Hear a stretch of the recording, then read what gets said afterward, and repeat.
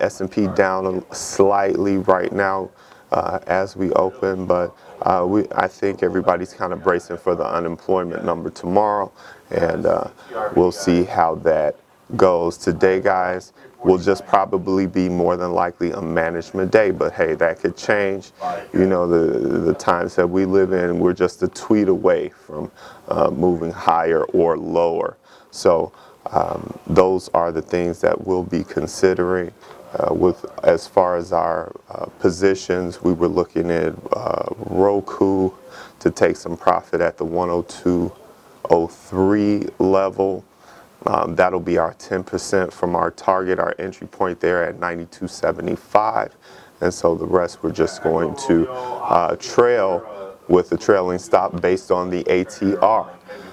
Lift didn't quite get up to our target. We need lift to get up to 63.47. See if we can adjust the stop on that.